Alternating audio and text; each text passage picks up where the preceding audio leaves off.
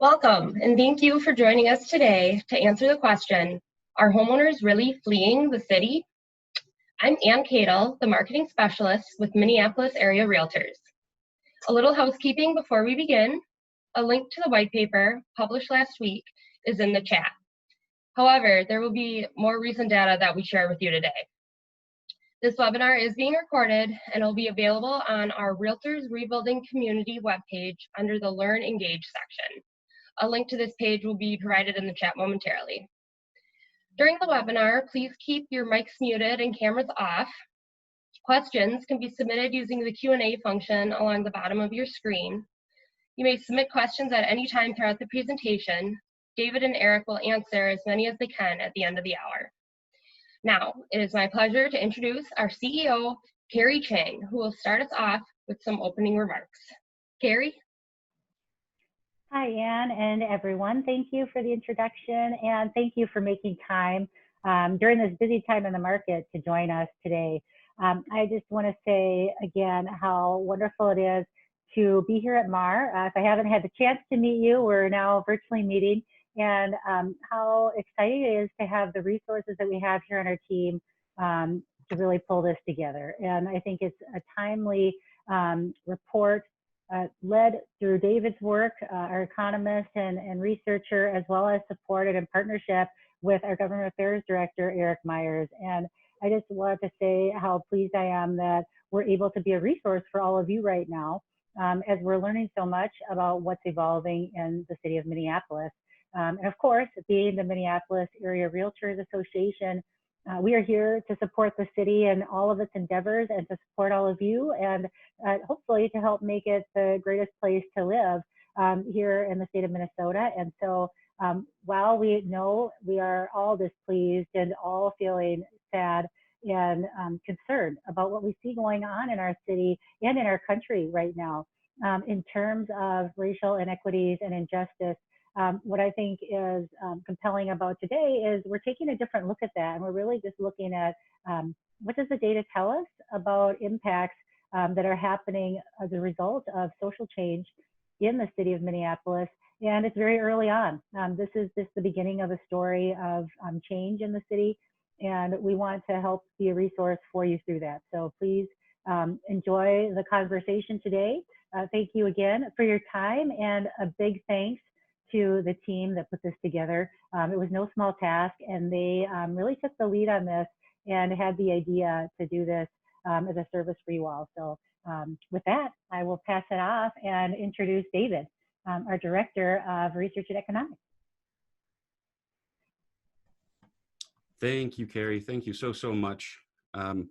Before we begin, just want to give a shout out to our team, our leadership, who has really been attentive to this issue, as Carrie mentioned, and we're just really proud that we were able to kind of get together and do this for you guys and with you guys. So with that, let's get a, let's make sure you guys can see my screen. And we will dive right in. Okay, so before we even go further, a quick word of thank you and gratitude to our 4 annual sponsors. So we want to give a shout out to our friends at Bell Bank Mortgage, the tremendous and innovative folks over at North Star MLS, easily the most innovative MLS in the entire nation, likely beyond. Also say hello to our friends at Royal Credit Union, RCU, and finally our partners over at SupraKey. So thanks to those guys, without whom we could not make this kind of stuff happen. All right, little bit of an outline for how we're hoping things go today, at least I'm hoping. We're gonna set the stage a little bit, kind of talk to you about how this came up. I think Carrie did a good job of that already. But just kind of set the stage for some of the things we've been reading in the media and elsewhere. We would like to share some of our findings from our white paper. I may go through that a little bit quickly, only because I'm pretty excited to get over to some July figures, because when we did our white paper, of course, we had mostly June data, and we had about half of July. So I may go over that a little bit quickly just to get to some of the longer term trends with the latest figures, because as we know, this is an evolving and very much a dynamic situation. Lastly, want to go into some interpretation and analysis and what you might call considerations before I kick things off to my colleague and friend, Eric Myers. All right, so brace yourselves, everyone. Before we get too serious, data analysis is coming. All right, let's set the stage. Headlines, are they real? If so, do they tell us anything? So here's just one example. This is from rightnowmn.org. I think Alpha News, a few other outlets picked it up, possibly Bring Me the News, I believe, if memory serves. So this outlet claimed, written by Kyle, this outlet claimed a staggering number of homes just hit the market in Minneapolis. The subheader claims nearly a quarter of the homes for sale and 43% of the apartments for rent hit the market since the unrest. So let's just take a look at that claim alone. Focus in on this, nearly a quarter of the homes, right? Well, first, let's do a little math. So this is mid-June, right? So a lot of that unrest was late May into, early June. So this 2-week period, right? So a quarter of the homes came on in that 2-week period. Well, if a quarter came on in 2 weeks, wouldn't we think 50% came on over 4 weeks? Let's take a look. Minneapolis. How many listings came on within the last X to Y days? Well, how about last month, 0 to 30 days? Well, sure enough, it's about 51%. So what does this mean? It means that claim isn't untrue. However, the conclusion that I think some take from that's a little bit less than accurate. So 51% of the 971 active listings in Minneapolis were listed within the last 30 days. However, the figure is 54% for St. Paul, a whole 66%, 2/3 of Bloomington's actives came on in the last 30 days, 56% for Brooklyn Park, 53% Plymouth, and then 60% for St. Louis Park. So the claim isn't wrong that half of the listings came online in the last 30 days. However, that's not that unusual, and it doesn't stand out from other cities. In fact, a smaller share of Minneapolis listings came on in the last 30 days than in pretty much any other major city in the metro. I wish I could show you guys Bloomington, Duluth and Rochester, but we're just not there yet. Besides, those regions have a lot of other dynamics at play. So I thought this kind of right off the bat, I know it's a table of numbers. I know it feels a little heavy at times, but I found this pretty compelling that, sure, it's about 51%, but that's really not that different than, so many other cities within our region. Just a few other fun anecdotes. I won't spend too much time here, but how many came on 120 plus days ago, 90 to 120, some interesting breakdowns here. You guys will have the slide, so you can kind of look at it until your heart's desire. Okay, so other narratives. How about some supporting evidence? Some of the supporting evidence for this urban exodus narrative is at best flimsy and at worst non-existent. So all these stories about people fleeing cities are total nonsense, claims Jeff Andrews. Oh, I'm sorry, guys. I think this is from Curbed. I should have included that. So this is Jeff Andrews' claim. So before, someone was saying that everyone's fleeing the city, and now someone's saying that the stories, the claims of people fleeing the cities are nonsense. So we kind of see two juxtaposing narratives, I guess, if you will. A little snippet from Fortune. Tales of Americans fleeing cities in droves, however, are likely overstated. So different people saying different things for different reasons. Some people saying accurate things, but drawing what I would call inappropriate conclusions or unjustified conclusions. So just a lay of the land, lots of folks on all sides of this issue, looking at different data, MLS, Zillow, all over the place, just to kind of set the stage a little bit. So let's dive in. We are looking at new listing activity just for the city of Minneapolis going all the way back to 2005. So it's pretty clear to see a little bit of a run up into the bubble. And then you can see the impact of the Great Recession and the mortgage liquidity and financial crisis. See a little bit of that first-time homebuyer tax credit in 2010, so a little bit of a spike there. What I'm seeing since is kind of a flat trend for new listings. Even though July did show a large percentage gain, I think what's so important to understand is that it actually was within, I think it was within 5. It was it was 891 versus 896 or so, at least when I ran these numbers yesterday. So what this means is July new listings of this year matched up almost perfectly with May new listings of last year. What does that mean? Well, what it means is spring market of this year was shifted into summer. Because of that displacement, we saw that listing activity displaced or postponed later into some of the summer months. From second quarter into third quarter is probably the best way to talk about it. So, folks who would have listed in May or June surely delayed some of that activity into July, and that explains part of the increase. You also have to look at your baseline data, right? What are we comparing against? So July, you guys can kind of see June and May, and March was looking pretty good, but April and May and June obviously heavily impacted by COVID. So you guys can see here the July 4th, you can see that kind of July 4th dip, that's July. You guys can kind of see that dip in July as a lot of folks are up at the cabin. But you can also see we're comparing to a pretty low July, right? Kind of a low figure. So a low baseline that can also make percent change figures look drastic.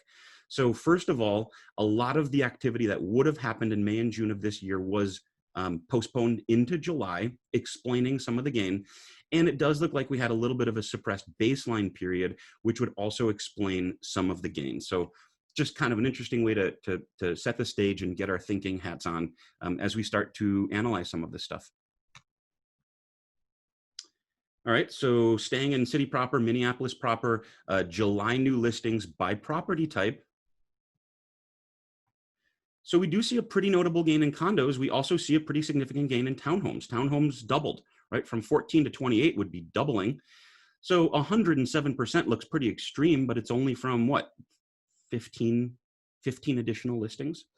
So I think we also have to ground our analysis in this idea of small sample size. When you have some small numbers, even a modest gain can look extreme on a percentage basis.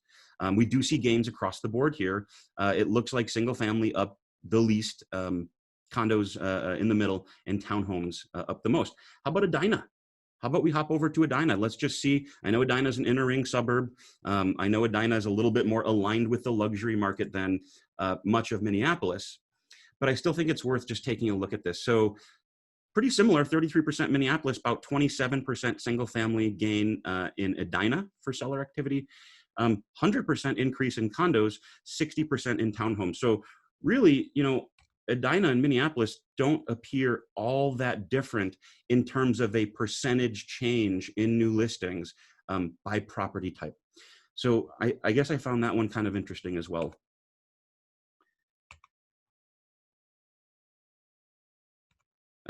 Yes. So I think Brian Johnson got this right. This is from Finance and Commerce. You got to bring some levity into this, you guys. To paraphrase Mark Twain, the death of the Minneapolis housing market has been greatly exaggerated. I also want to channel my inner Mark Twain by saying, if you believe everything you read, you'd better not read. So let's share some of these findings from our white paper. You guys will see the link below. You'll also see it on our website. We'll make sure that's available to you guys. So as I mentioned, I want to move a little bit quickly through some of this content from our white paper, only because it's a little bit dated. 12 or 14 days now is dated. It's a little bit interesting, the pace of things, but this only goes through mid-July, and we do have complete July numbers. So I want to show you guys that. So this is weekly new listings. We're comparing against kind of a basket of other large cities. You guys can see, of course, since Minneapolis and St. Paul will have more activity than these other cities, what we did is we indexed these values, meaning we made them all look and seem as though they started at 100 at the first full week of the year, and then we can track cumulative change over time. So basically, everything starts at the same point. I suppose you could start it at 0. Just imagine that everything is aligned at the beginning. Then we can see, hey, Bloomington actually decent rally in new listing activity, at least maybe through that first week of July. I know we're focusing on Minneapolis today, so let's just look at this blue trend line, Minneapolis. So we've plotted some events as well, kind of this initial COVID impact, the Memorial Day holiday, as well as some of the very unfortunate events that took place on Memorial Day. And then, of course, this 4th of July slowdown as well. So just kind of teasing out Minneapolis in blue, you know, I guess I don't see a surge, at least not through July. It seems to be middle of the pack. However, it does look like there was a little bit of an impact because of the events around Memorial Day and following. It does look like Minneapolis new listing activity, at least based on this indexed methodology, it does look like things slowed. So if anything, you know, this impact slowed it during, but we're not really showing a surge after, at least not through mid-July.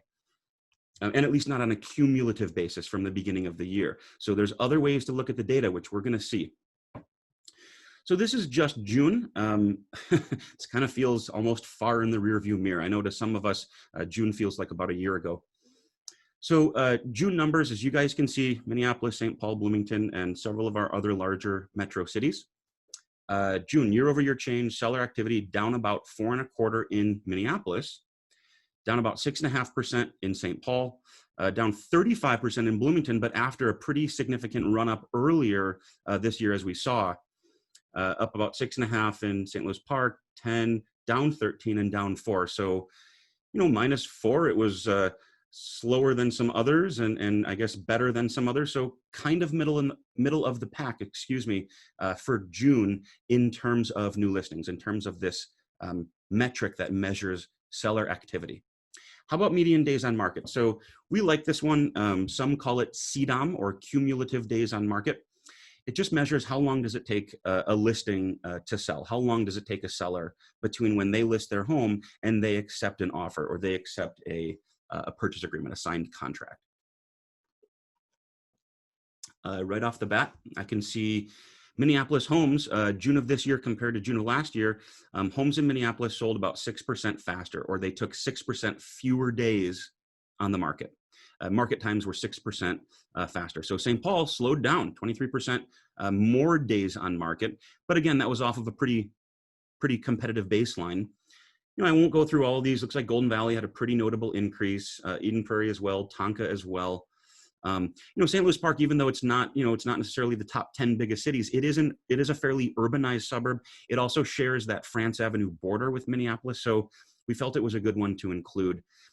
You know, I think one takeaway, again, right off the bat, based on June, one takeaway is, you know, I have to imagine if we were seeing an exodus from Minneapolis, which the data doesn't yet support, at least not entirely, you know, it stands to reason that we would see homes take longer to sell. If you had all these sellers coming on the market and buyers didn't want to invest back into the city, it would take homes longer to sell. So we're not seeing that, at least not in June. We'll get to it momentarily, but I don't believe the July numbers show that either. I think the July numbers also show a decline. So similar story here with median percent of original list price received at sale. This is quite simply that ratio of sold price to list price. If I asked $300,000 for my home and I accept $285,000, that's 95%, or $270,000 would be 90% of $300,000. So 100% pretty much across the board. Looks like Bloomington actually over 100%. A few others have been. St. Paul, our friends across the river in St. Paul, over 101% for June of last year.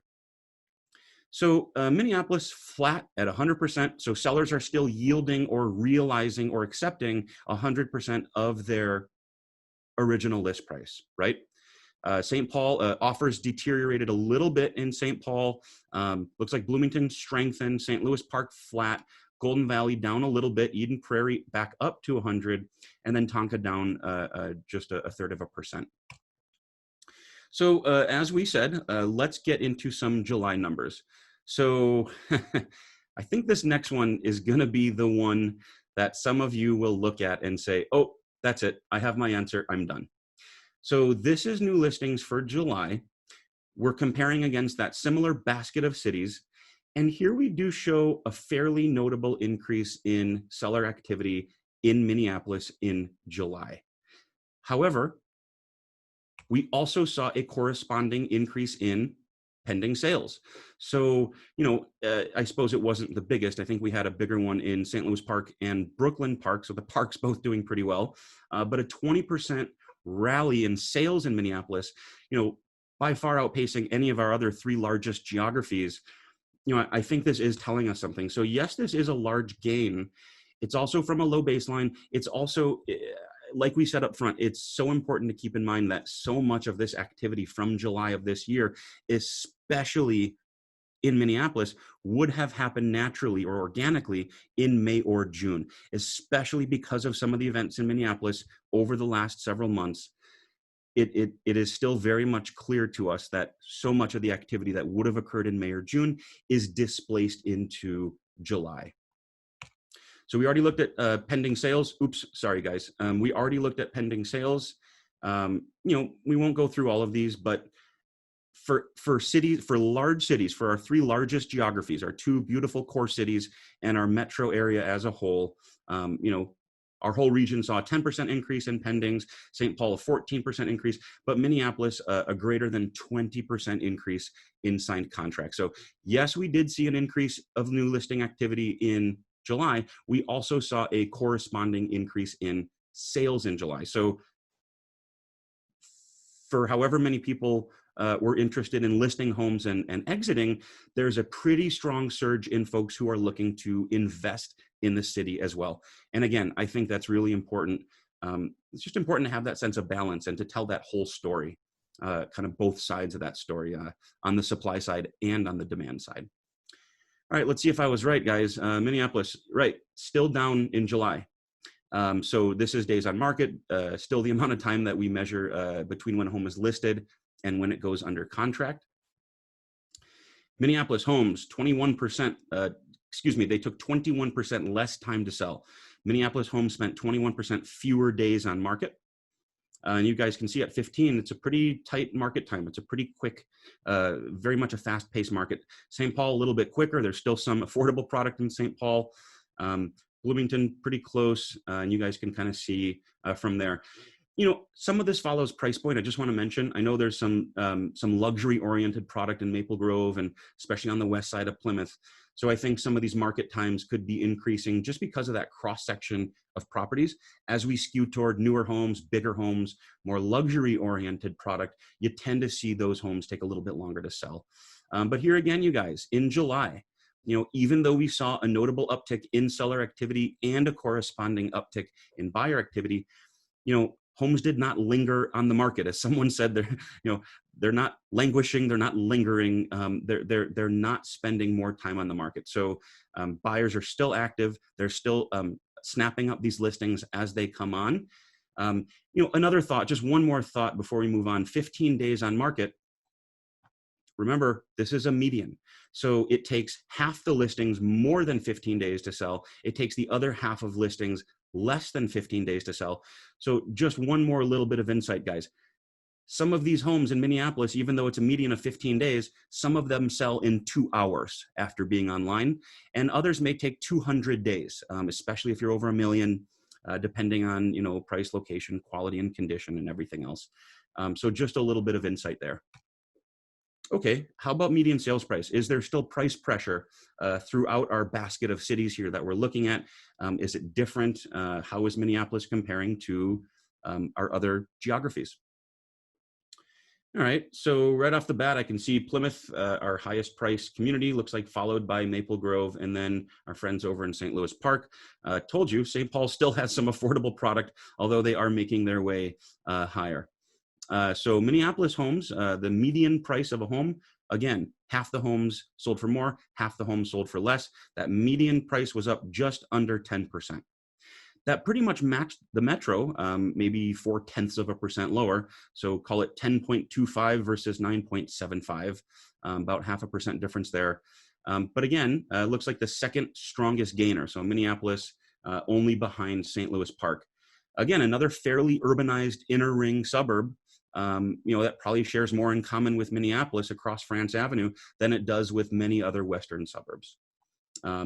So yeah, again, it stands to reason if we were seeing an exodus from Minneapolis and people weren't willing to invest back in, you'd probably start to see some price pressure. At least you wouldn't see the bidding wars and people getting to over 100% of list price like we're seeing now. Wow, that was a pretty good lead-in. That leads me right into percent of original list price. So this is July. We already looked at June. This is July. Again, very plainly, very simply, just that ratio of sold price to list price. All right, let's hop into Minneapolis. Sure enough, I can see Minneapolis over 100%, right? I know this is a little bit busy, you guys, with these labels. I've just got the percent change for last year, but then I've got the percent change for this year along with the level. So percent change from 18 and then percent change from 19 in addition to the level. So a little bit busy, forgive me. I just thought, I thought it was our obligation to include that. Even though you can kind of get a sense there. So Minneapolis sellers are receiving 100.7% of their original list price. So 100.7%, that is second to only, looks like St. Paul at 101.1 and then St. Louis Park at 101 even. Pretty close to Brooklyn Park at just over 100.5%. So, here again, guys, Plymouth, I think you see a little bit of maybe weakness here because of some of the luxury product and some of the newer product that can linger a little bit and maybe accept a little bit of a lesser share of asking. But, in the vast majority of these other geographies, you can see we're at or above 100. So here again, stands to reason. if you saw a flood of supply coming on the market in Minneapolis and not a corresponding increase in sales or an absorption of those listings, it stands to reason this figure would be pressured lower or would start to be pressured lower. And again, we're just not seeing that. In fact, we're seeing a nice gain here. Okay, let's shift gears into some of our longer term market trends. So I'm going to speed through some of these, you guys. You'll have them in the PowerPoint in the slide deck. So we're just looking at new listings now. Here's one really important insight, guys. So there's our 37% increase. There's our 906 figure. That's the highest number since 2008, right? So for new listings, we've reached the highest level since 2008. How about for pending sales? There's our 20.2, there's our 626. So actually sales activity, is at the highest level it's been at since 2005. So seller activity is at a 12-year high. Buyer activity is at a 15-year high. So that's pretty interesting. And there again, I have to assume if we were seeing a surge in homeowners listing and without a corresponding increase in pending sales, I would think that sales would still be kind of low instead of making a 15-year high. And I have to think that new listings would be, more than just a 12-year high. So Minneapolis new listings, highest since 08. Minneapolis pending sales, highest since 05. Our sales record is greater and more impressive than our listings record. Days on market, Minneapolis, long-term pattern here, you guys, 80 days back in 08, kind of when we were entering the deep throes of the Great Recession. But you guys can see 15 days. That is the fastest pace on record for any July going back to 07. How about median sales price? There's our 10.5% increase. Oops, sorry. There's our 10.5% increase to 315,000. You guys can also see that rate of gain, that rate of price increase is sort of reaccelerating, right? 9.5, 5.5, 6, 3.5, 6, 4.5. So that is the fastest pace, the fastest rate of increase, looks like in what, about 6-7 years. So that I think is notable as well. So percent of original, there's our 100.6, 100.7, kind of matters when you freeze the data. It's never much of a difference. But this is the highest figure for July, including any of the bubble years back in 04, 05, and our lead up into and during the bubble. So actually, it was actually last July when we saw this figure cool down a little bit, down about 0.5%, all the way down, quote unquote, to 100%. Meaning sellers were still getting 100% of their original list price. We've come back up to 100.6, eclipsing that previous high from 2018. All right, inventory. We saw a little bit of growth last year as we've seen those late status changes trickle in, and we see some other things kind of come online, but we did see that decline for July. And, month supply, really similar pattern, you guys. 9 months is a buyer's market with 2.25, or, 2.5 months of supply, definitely a seller's market. So just a few other insights here. And I know I'm getting to the end of my time here, but I just want to point something out. This is percent of original list price broken out by single family in blue, condos in red, and townhomes in green. One really important thing to note, 2020, right? 2020 kind of starts here. We actually saw a little bit of a softening in the condo market that began in August of last year. So the condo market, at least based on this metric, in some ways may have been softening for over a year. It's not a lot of softening, it's not extreme, but we're no longer gaining. Townhomes and single family have been flat, right? They've been flat at 100%. Condos have seen a little bit of pressure there. So it's tempting to look at this and say, oh my gosh, well, this is due to COVID or due to the unrest. Well, that's not entirely an intellectually honest observation, because this metric has actually been softening or weakening a little bit for 11 or 12 months. So we are seeing, so this is condos only, Twin Cities in blue, Minneapolis in red. We are seeing a notable increase in condo listings. So 30% in the metro, a little over 40% in Minneapolis. Since Minneapolis hosts about 10% of our region's condos, when we see changes in the condo market, it will impact Minneapolis more than it will other cities. And another thing to keep in mind, a good portion of the increase in overall seller activity came from this segment, this condo segment. Not all of it, but a good chunk of it. And I think that's important to note. Specifically, condo prices did not fall in July in Minneapolis. In fact, they rose 5.25% versus 4.5% for the region overall. So again, it actually looks like there's more upward price pressure on Minneapolis condos than there are in condos throughout the metro. There's also a big price delta, a big price gap there for many obvious reasons. All right, so here is an important part, but it's going to be a little bit text heavy. And I'm not always a fan of text heavy slides, but there's just a lot of really important things that I think we need to break down together today. So a few considerations and maybe some complications. It is really important to acknowledge, again, up front, that some people are choosing to leave Minneapolis, right? We are not here asserting that that's not happening. What we are saying is that there's also a corresponding surge in sales. What we are saying is that May and June were so unique this year for many reasons, health and otherwise, that so much of that activity was displaced into July. So, people do things for all sorts of reasons. It's important to acknowledge that there is a multitude of factors, and that some of the narratives around a surge and an exodus, again, premature at best and very likely misleading at worst.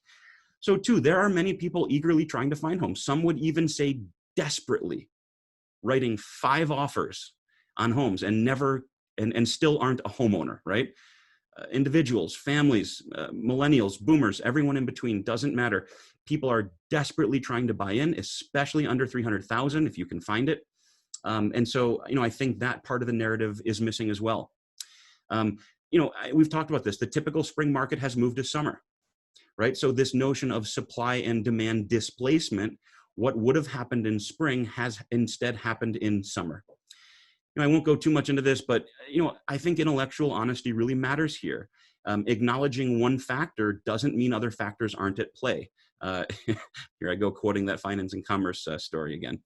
So let's reiterate, people buy and sell for all sorts of reasons. Without qualitative surveying on why, it's really impossible and probably ineffective to make broad conclusions. As several agents have pointed out to me over the years, it takes a lot of time to come on market, often months or even years. It is pretty unlikely, pretty difficult, not impossible, and surely some did, but it's pretty challenging that those folks who decided to move in June could come on the market by July. I think one of the interesting notes there is, I think financial wherewithal matters a lot there. higher income households just have more mobility and have the freedom to carry two mortgages if they want to, list and move and this kind of thing. So obviously there's some differences in, socioeconomic cohort, if you will. All right, a few others, and then I'll start wrapping up, I promise. So this one is pretty interesting. I haven't mentioned this yet. Think about the draw of the urban lifestyle, right? And the amenities and activities that revolves around. Well, so many of those are temporarily shuttered. So therefore, some of the upsides of urban living have been disrupted for now. Not canceled, right? Not changed forever, but definitely disrupted for now. And that's changing the calculus around what to buy and where and how much to spend. How about millennials having kids and wanting more space in a yard, or possibly 2 or 3 or maybe 4 home offices? I bet 2 years ago, no one thought that we'd be saying, can I buy a house with 3 home offices? But here we are. It's become much easier to work remotely, much more popular. I think that's going to continue. So people may want more house per dollar, and location may be a little bit less essential depending on your job. I want to make a note. There's this idea of turnover versus exodus, right? So high turnover doesn't necessarily mean exodus.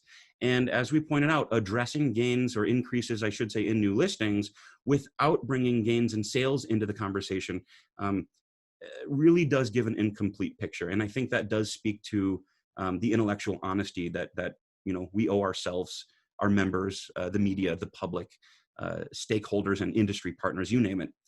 So, some homeowners, not a large share of them, but some are experiencing COVID-related financial hardship, which can pressure some to sell. So, that is unrelated to unrest and is more related to COVID, and that's a factor as well. One quick note here: Minneapolis homeowners are more likely to work in industries.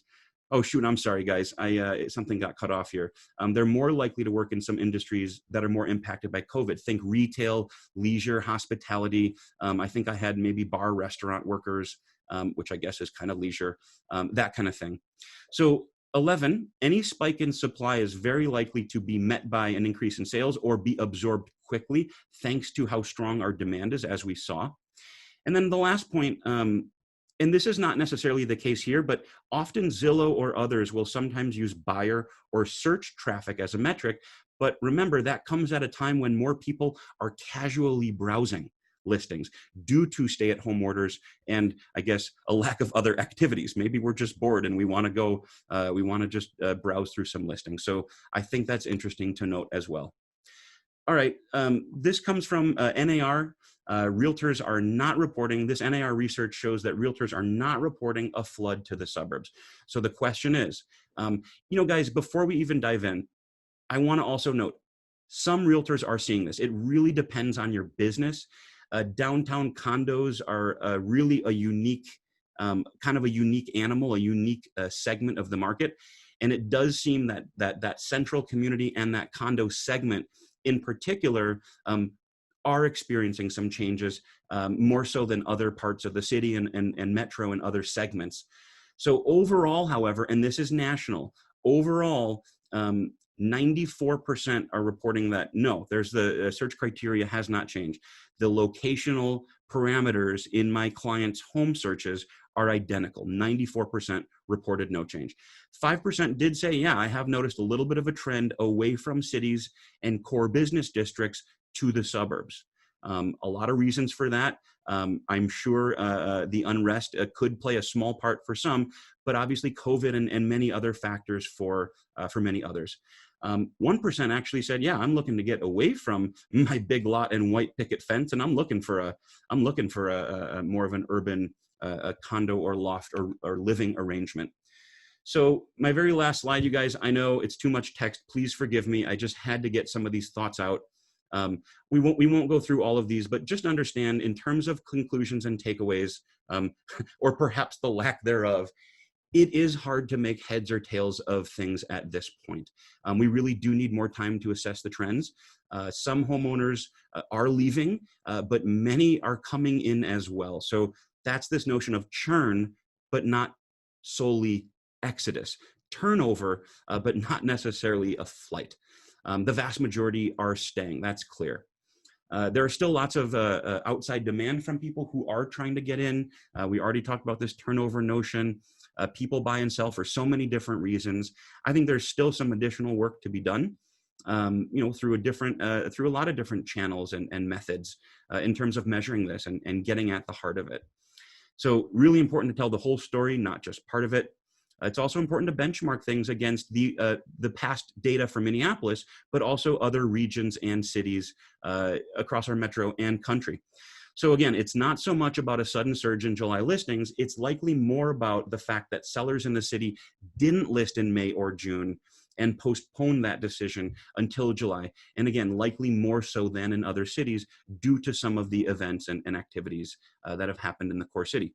I'll end with that, but my second to last comment, if you feel more confused and less clear now than you were this morning, good, right? That's good.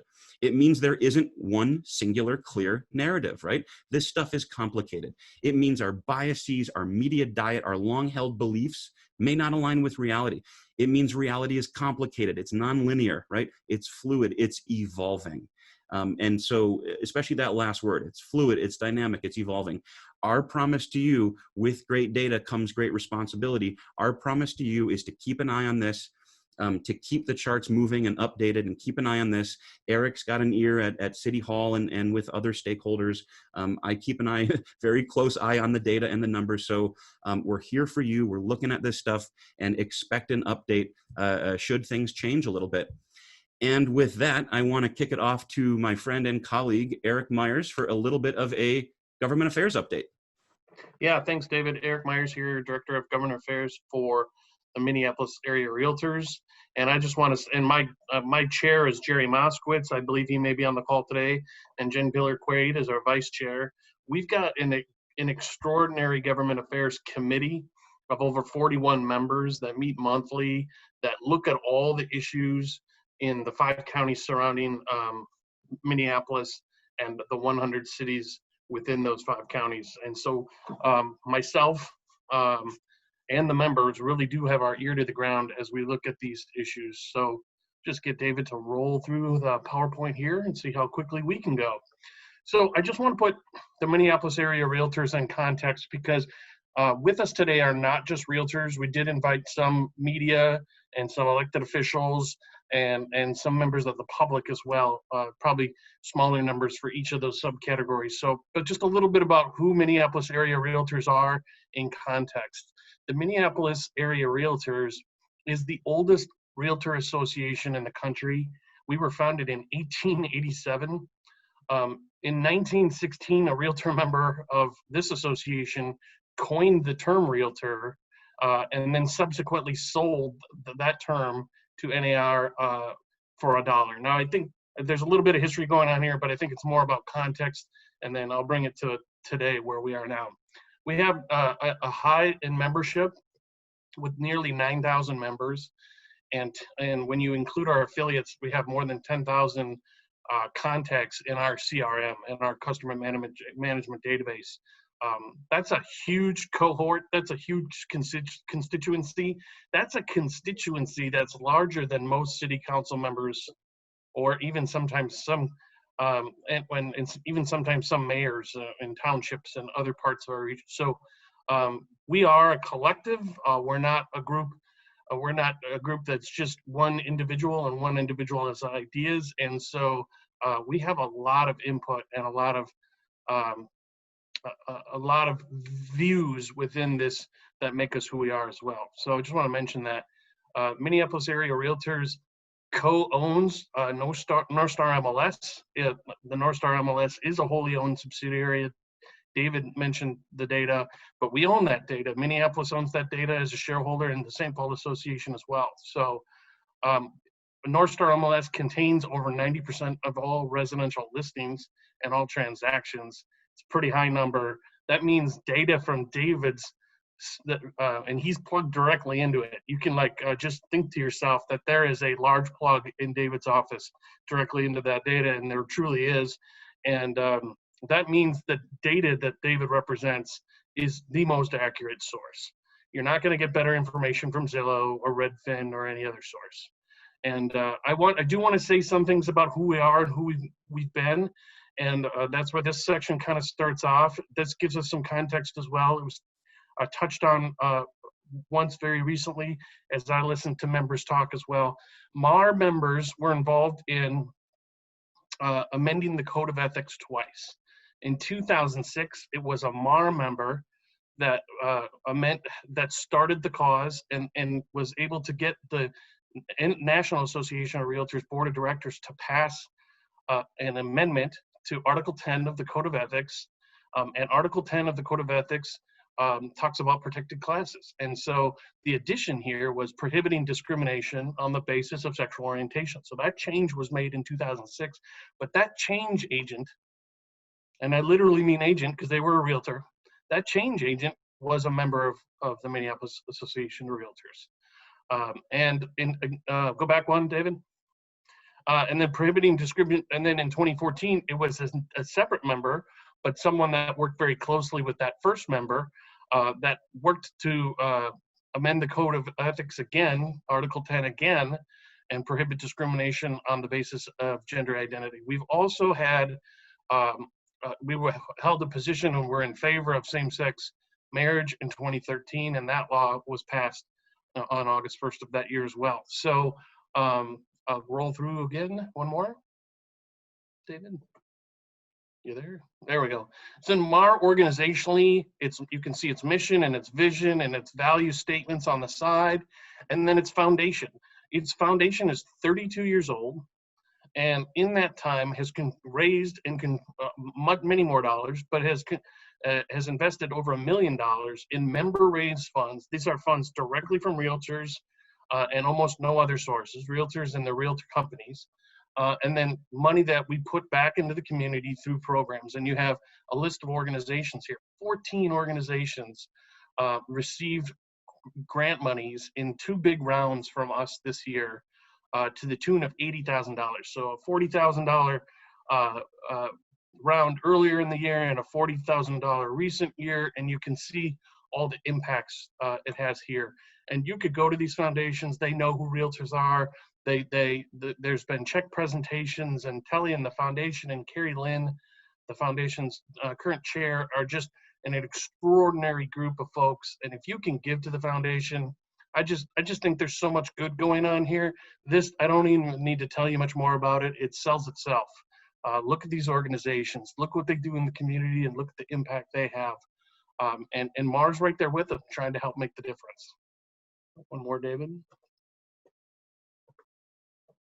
So I do want to recognize that the Minneapolis Area Realtors organizationally has helped members and itself confront its own history of complicity with past racist policies and systems that displace persons of color and indigenous populations. This picture is a picture that appears on the Mapping Prejudice website. If you go there, you can learn a lot about that project. We have an upcoming class in September on this project. It's an incredible research project headed by Dr. Delegard. You can learn even more. But what I'd really like to tell you is this group went through every deed in Hennepin County and reviewed it 5 times, used volunteers mostly, some paid staff, but reviewed every deed in the county. And when they flagged a deed that had a racial covenant in it, they reviewed it 4 more times to make sure. I don't know how many people out there have their purchase agreements reviewed that many times to make sure everything's good. I hope you do. But they reviewed it 4 more times to make sure it was. So in 2018, the association had been holding education events around Mapping Prejudice, presentations from Dr. Delegard and her staff directly to the board, to our wider membership in the community. There's another one coming up this fall. This is incredible work.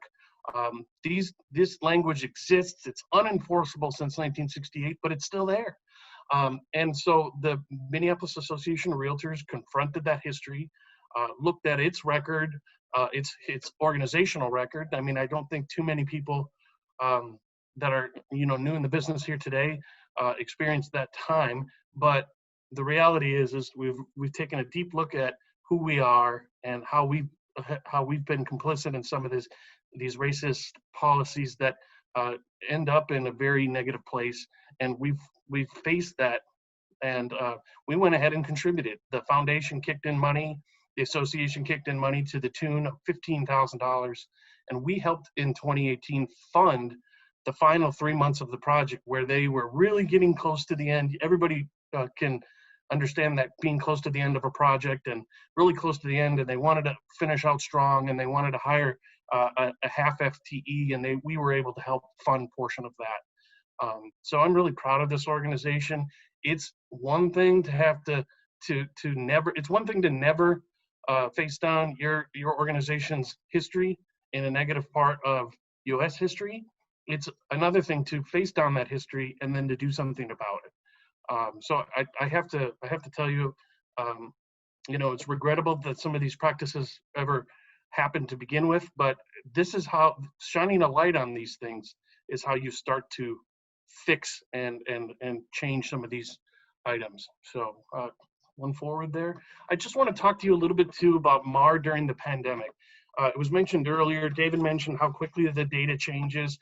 The public policy realm is, there's no question the speed of which data was coming at us in government affairs and our government affairs committee, and then through the communications and engagement department at MAR, and how quickly we were trying to get that out.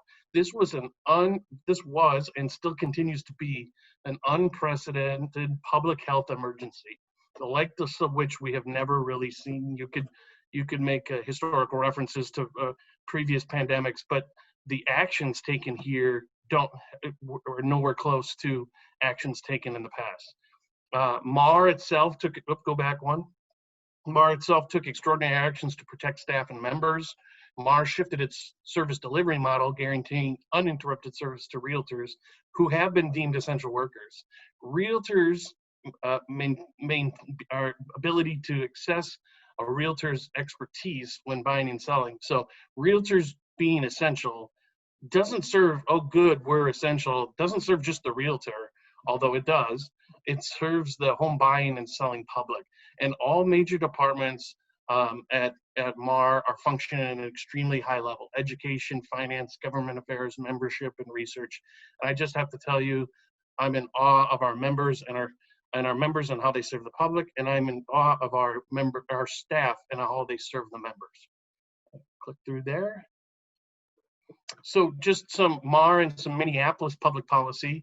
Obviously going back a couple years to the 2040 plan and a wide-scale discussion about, originally, you will recall, there was discussions about it being up to a fourplex being allowed on any single family lot. And through the public input process, which included Minneapolis realtors commenting on it, they ended up on a 3-unit building could be placed on any single family lot. We had Energy Truth and Sale, that was last year. This year on June 1st, and later this year on December 1st, we have the new renter protections ordinance, and we were heavily involved in that. We put our comments in, and we got a number of changes. And as you guys know, I could do an hour on any one of these topics. So this is high level. That's where we're staying. So I'll keep you there, and we'll move through. Tenant Opportunity to Purchase Act. You're going to hear a lot about that one upcoming. It's ongoing. The city is still working on it.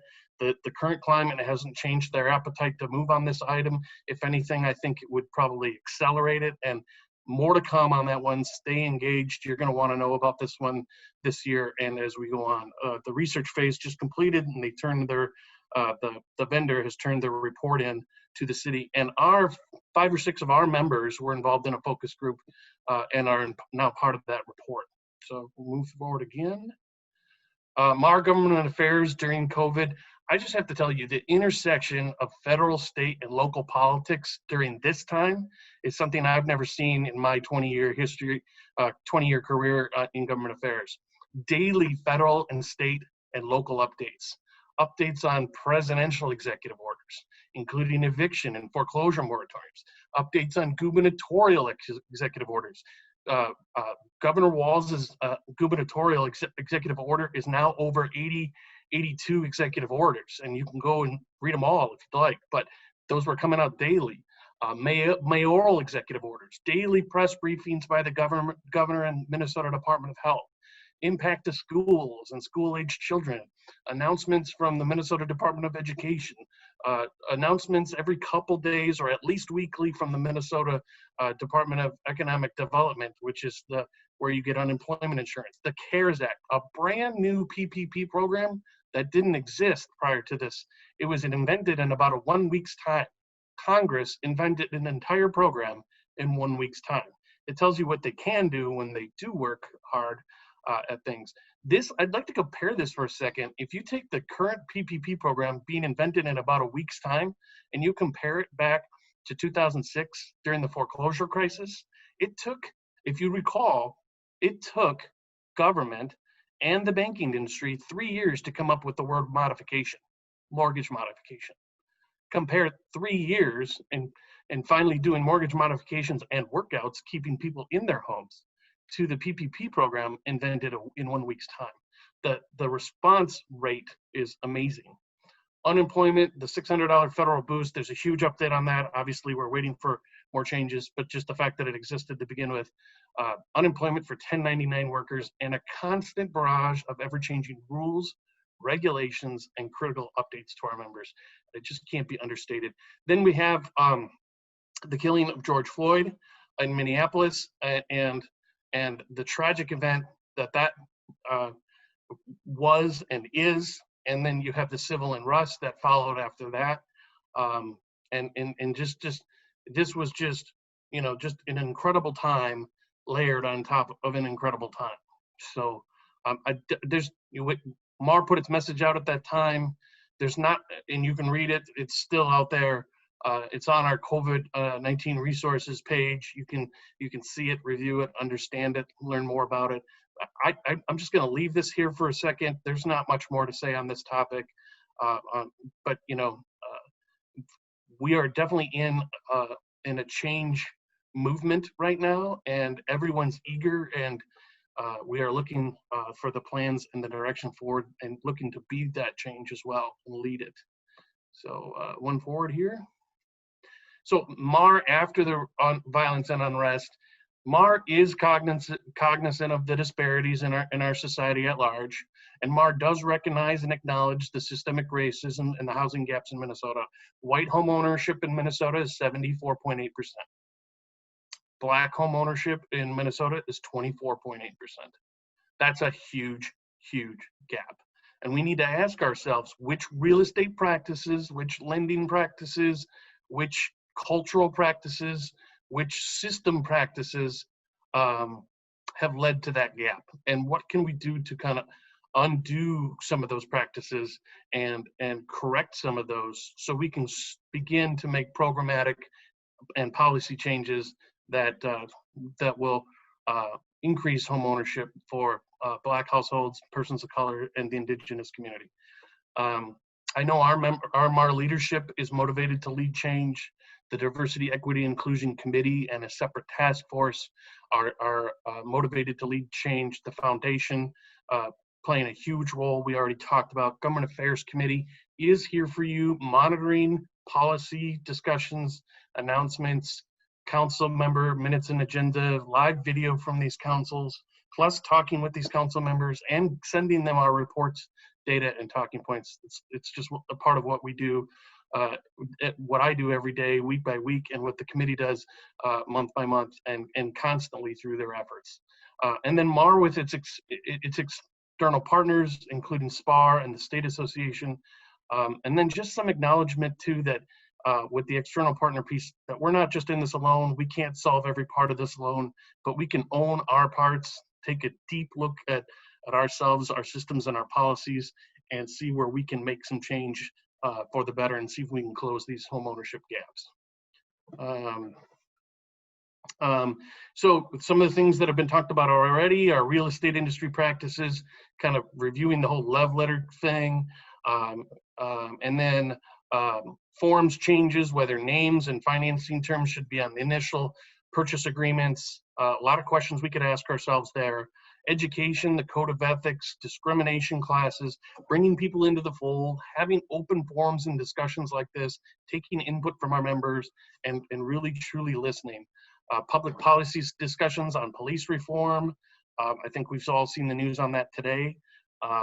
And then Diversity, Equity, Inclusion Committee and the plan to increase diversity in our Realtor memberships. And then again, I said it at the end of the last slide too, partnership organizations. We cannot solve this issue alone, but that's not a reason to not look at ourselves, take the lead and be action oriented. So with that, I think we're towards the end and we will take member questions. I'll give you some time to absorb it for a second, and then we'll take some member questions. If there's some in the chat, either for David or myself, we're happy to answer them. Yeah, we have had a few different questions come in. There were a couple regarding not only the unrest, but also how the pandemic has affected some of these numbers, specifically if there's any evidence of a shift away from high rises or downtown living for the fear of forced closeness, such as sharing an elevator with strangers. Yeah, I'll grab that one. You know, I think we're seeing some of that effect when we looked at the differential impact and different performance of the condo segment versus single family and condo or the market as a whole. So, I mean, the short answer is yes, you know, health concerns are clearly playing a part in the decision-making process, especially some high-risk communities. You know, I know a lot of baby boomers, as they've emptied their nests in the suburbs, they've made that move to come back to the city, and they've enjoyed plays at the Guthrie, you know, grabbing to get a beer or a wine. And you know, I know we mentioned so much of that activity center as an activity hub. That was so much of the benefit of being there. And as that's changed temporarily, so has that calculus. But I mean, around the health stuff, I think it makes sense.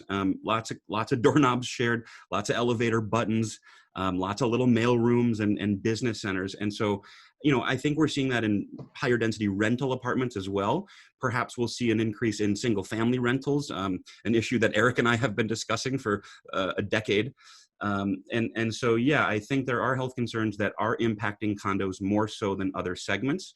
We're still measuring that. It's still early, but yes, we are seeing a disparate impact, particularly for more urban condos. And along those same lines, you kind of touched on it in your answer just now, but seeing a shift due to the number of downtown businesses that have closed. Yeah, that one's a little harder to quantify or comment on, but yeah, I mean, I think that we sort of danced around that one with the comment on the lifestyle and all the amenities and the walkability, all the things that the survey research and all the literature says. That's what people like about living in the city and living downtown in particular. So if you can't go to see a Vikes or a Twins game, if you can't go to the Guthrie, you know, if you can't go to grab a happy hour, or at least not with anyone within 6 feet of you, obviously the dynamics change. So yes, it is a factor. The other thing I'd say on that one is I had a recent conversation with the CEO of the Minneapolis Chamber of Commerce, a good friend of mine because he used to be the vice president in charge of the St. Paul Chamber of Commerce. So he had kind of shifted over here a couple of years even before I did to Minneapolis. They are taking, and it's appropriate too that they take the lead. They're taking the lead on the impacts to business. They are taking the lead on foot traffic in downtown. They are taking the lead on what that foot traffic means in terms of stop-by traffic for street level stores and vendors along the corridor and different places in downtown. They do know how sizable their foot traffic is down. They're aware of it. They have the data. They've done the research. They've done a recent survey and some polling. And they also had some data on some questions regarding civil unrest. I can't share it with you today because I don't have they've just shared preliminaries and I'm waiting for extra data. When I can, if I can, I will. But just so you know, they are heading up that issue as they should, you know, and I think that's a good reminder that we can stay focused on what this means in terms of real estate, what it means to realtors, brokers, and the consumers they serve. And then there's other areas that are going to be kind of covered by other folks as well. I know we can keep an eye on it, It's just not our primary area of concern. All right, and then another question was specifically about the 100.7% list price in Minneapolis. This realtor has experienced writing offers more at 110% of list price and still missing out on those. Yes, this one's in my court. Steve is wonderful, so I want to give a shout out to Steve. He and I have talked data many times over the years, and I think it comes down to YMMV, right? Your mileage may vary. So some agents, maybe if 90% of your business is downtown condos, I think you're going to be impacted. Now, remember, you're probably going to have more sellers, but it depends on sides and everything. If your business is more metro wide and maybe you do more new construction and maybe you do more bigger suburban homes, maybe different. To Steve's point, yeah, there are some homes in Minneapolis that are selling for 150% of list price. There are also some homes selling for 50%, 60% of list price. I would guess not many. Most are going to be kind of clustered toward that median. But I'll tell you what, I'm even going to bring this in. So this is from our local market updates. This is our Minneapolis market update.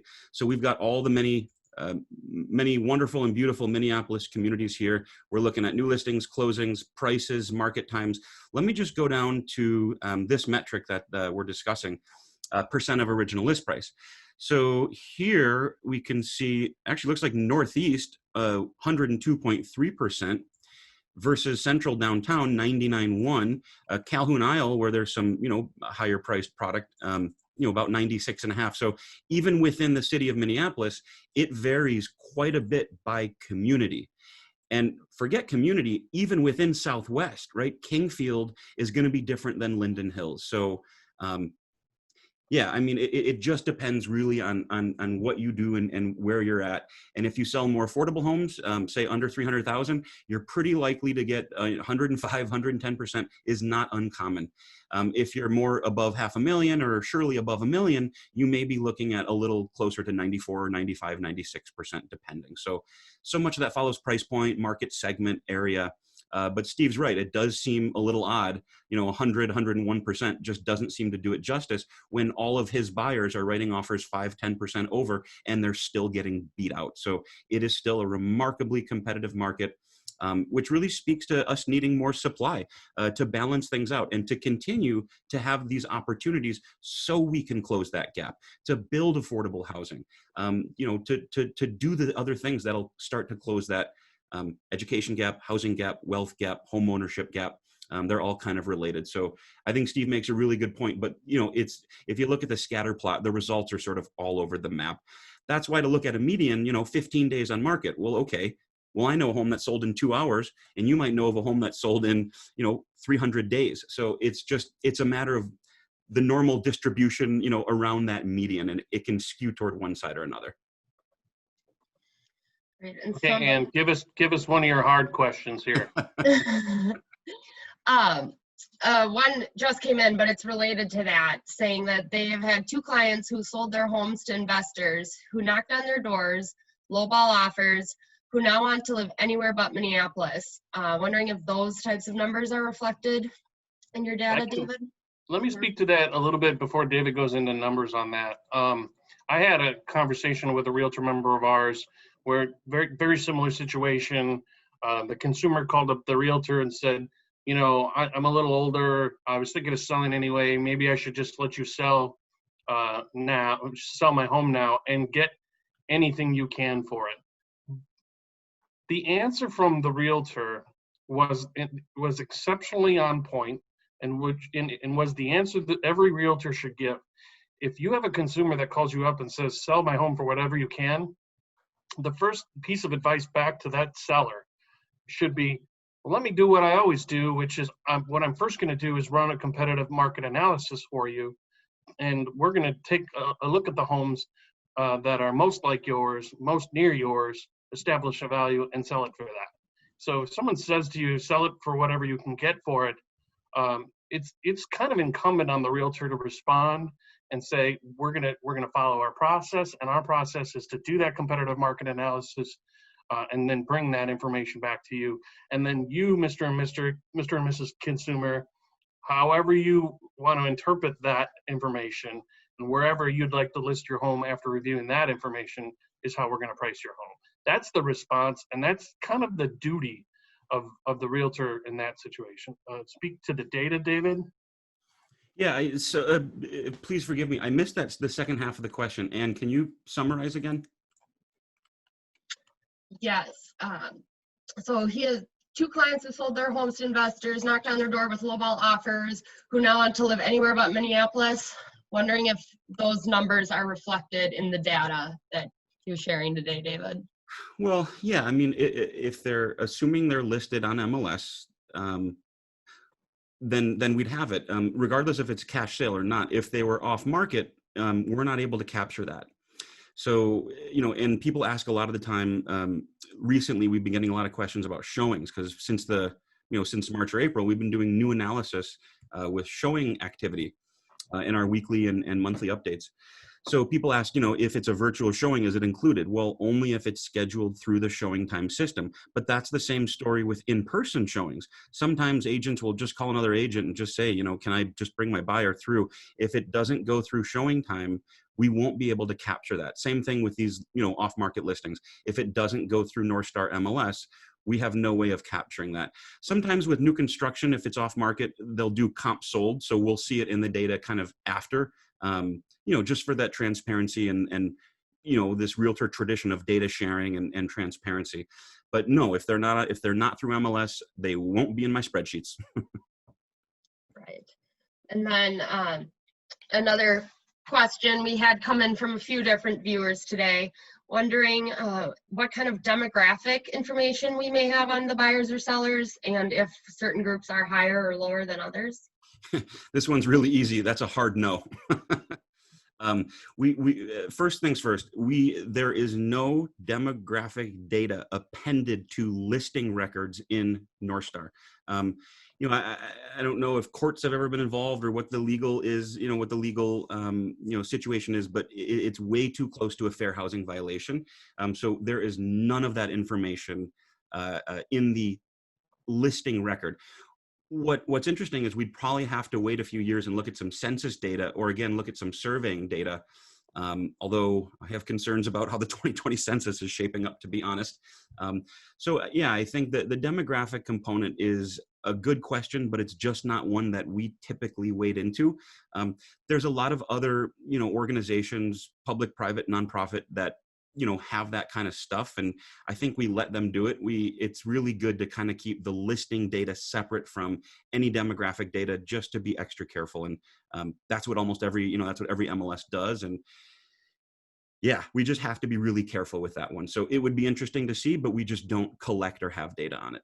Similarly to the tax record data or the county parcel data isn't going to have that information either. Because exactly. When you pay your taxes, your tax isn't based on any of those functions, and neither is recording your deed or anything else you do at the county with regarding the property.